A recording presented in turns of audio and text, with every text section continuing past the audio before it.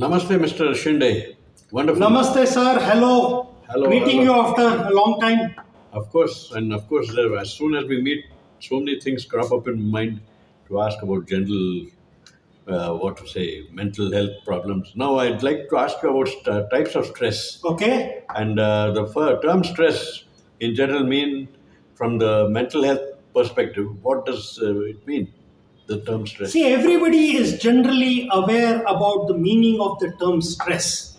But in very simple words, let me tell you that when any person encounters or interfaces a situation of difficulty which applies tremendous pressure on his mental system and which creates a strain in his or her mental system and causes a discomfort not just in the mental system but also in the physical system, due to which the feelings of anxiety or feelings of nervousness or irritability or anger can arise.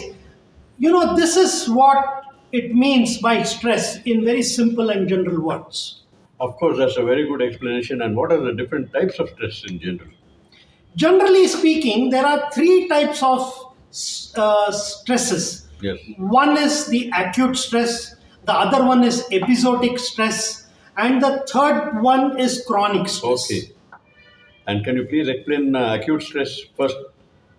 See, acute stress, let me explain to you with an example. Yes. Let us say you have to reach a very important business meeting in the next half an hour. Okay. And then suddenly you get stuck in a big traffic jam. Oh. And then it is very important for you to reach the meeting on the time and you are unable to do so. So, a sudden encounter of a difficult situation which is acute in nature can cause immense stress to your head or to your mental system.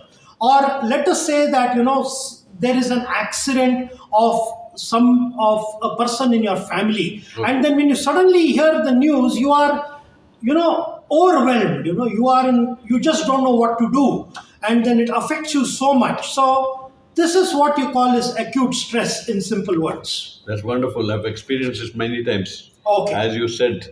And the episodic stress, and in general, does it mean, can you give me an explanation of that? See, episodic stress, in simple words, is when acute stress comes to you intermittently. Oh. For example, let us say you are employed in a company, and then on Monday you receive suddenly high volume of work for which you have to stay for long hours, and then you are not able to bear the pressure of the work. And then Tuesday the work is at a reasonable level, but on Wednesday again, the volume of work is the same as it was on Monday. Okay. So alternatively, when acute stress a person encounters, or alternatively or intermittently, this is what you refer to as episodic stress. That's a good point. And chronic stress in general means what? See, this again, I will explain to you with an example. Okay. Chronic stress. Okay.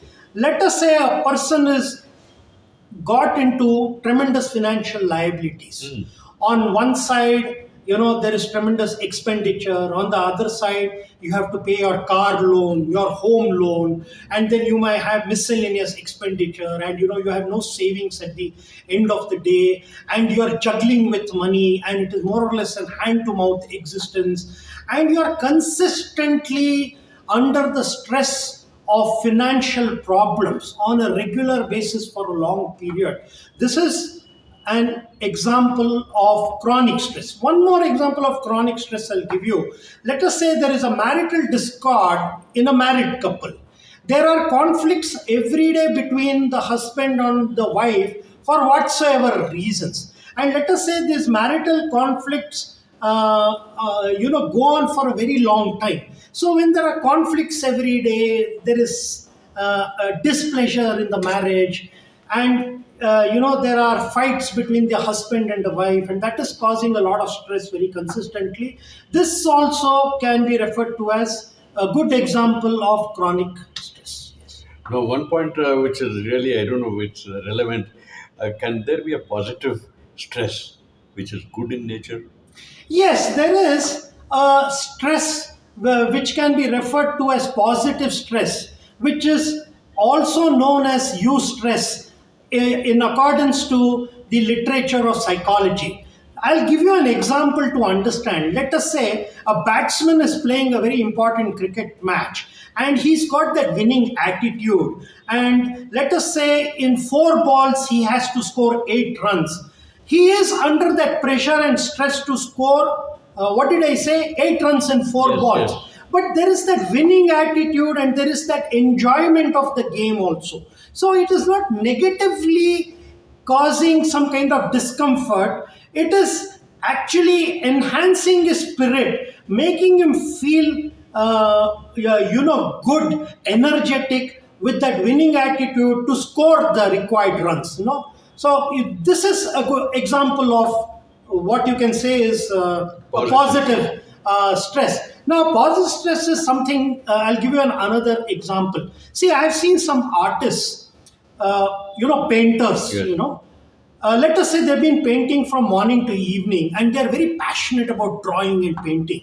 At 8 p.m. in the evening, when the day ends, if somebody goes and says that, can you do this painting for us? But because that artist is so passionate, suddenly, he might say that I'm not tired. I will do this painting even if it stretches till midnight or early morning. He is under some pressure and stress. There is a little bit of discomfort, but at the same time, there is a sense of well being within. There is that inclination to finish it, and he's enjoying executing that task and completing that painting. So a reward motive is actually a good stress. Yes. Thank you. Thank you so much, Mr. Shinde. Wonderful meeting you once again. Thank you, sir. Namaste. Namaste.